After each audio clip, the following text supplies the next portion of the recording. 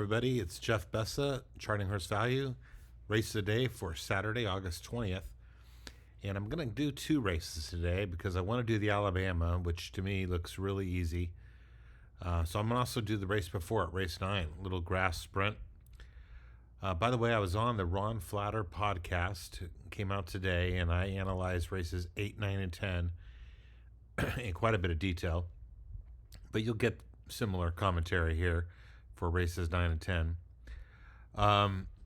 So let's look at race 10 first, the Alabama. Okay, I know people want to talk about that. Nest and Secret Oath are definitely the top two horses in my chart, and you can see how low their PFDS odds are. So the top to bottom sword is heavily weighted by that, and it's a significant gap between those two and the third place horse. Those are by far the two best horses in the race. Nest handled Secret Oath pretty easily in the CCA. And this race is going 1.25 miles, which Nest should have no problem with. Nest was very good in the Belmont Stakes. Maybe should have won that race. That was going 1.5 miles. And Secret Oath was tiring in the CCA Oaks. So I feel like the distance really gives Nest the advantage again. Nest may not run quite as well, and Secret Oath could improve. But I think Nest is clearly better, and Secret Oath is second. Now, the question is what to do underneath Nest. Secret Oath certainly could run second. Gerrymander's a contender for second, but Gerrymander has never gone 2 turns. Does have a very nice win in the Mother Goose, and maybe could run underneath Nest. Maybe, is only threat to Nest, just sort of on the unknown upside. But I doubt Gerrymander's anywhere near as good as Nest. So Gerrymander, maybe he's a threat to take second, but might be a play against. At 7-2, never gone 2 turns, you can see his PFDS odds. This might be the horse to fade. And then you got Nostalgic, who was in that race with Nest and Secret Oath and ran a non-threatening third, and hard to see her doing any better today. So I'm liking Goddess of Fire, who ranks 4th on the chart at 20-1. And this horse has run second 4 times. Kind of a grinder. Fair odds is about 20-1. You can see the horse gets a 0 here. It's basically a break even, 20-1 versus 20-1. This horse likes to run underneath. He's a closer, kind of a grinder. You can see really good late speed here. And I think this horse is a threat to definitely take third under Nest or Secret Oath, or maybe if Secret Oath tires, could take second. I would play a 4-2 straight exacta and a 4 over 3-7 with 2 trifecta, 2 singled and third in that case. And let's try to get the 4 and 2 into that trifecta or exacta.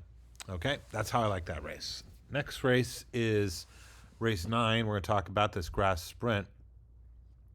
Now, Robin Sparkles won a grass sprint recently against several horses in here, beat Caravel and beat Miss J. McKay, and got the easy lead that day. Went pretty quick, but no one was pressuring. Had an easy lead turning for home while many contenders had a lot of traffic and had to go wide, and held on by a dwindling head, rapidly dwindling head.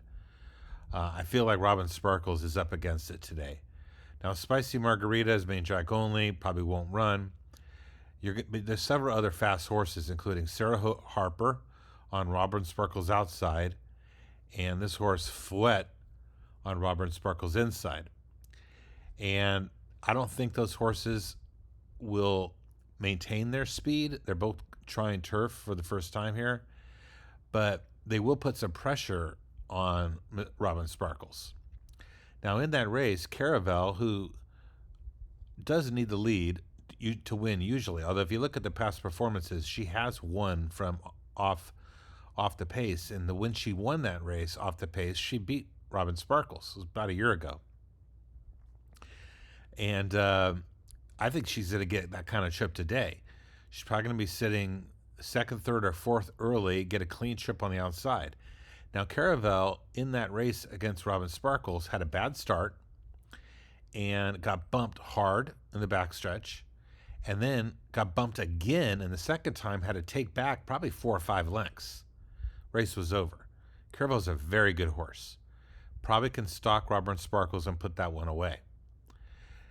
Miss J. McKay had some trouble in that race as well, but in my opinion, not as much trouble as Caravel had. You could consider using Miss J. McKay underneath, but I'm not a huge fan. Change of Control coming out of Colonial for Michelle Lovell. I'm not sure I love that, but this horse is pretty darn good. I mean, this horse is 6-year-old, hard-knocking mare. I think has 10 victories, something like that. I'm not looking at the past performances right now. And might get a dream trip down on the rail. Very tactical early speed, but T3 definitely going to take back behind this 2, 3, and 4. And then turning for home, we'll be looking for a place to run. And I think it's going to be 1-9 battling to the wire. I think 9 wins, but 1 could certainly win as well. It's a good exacta box, and those are the 2 horses I would use in any serial wagers. That's how I see these 2 races. Good luck tomorrow.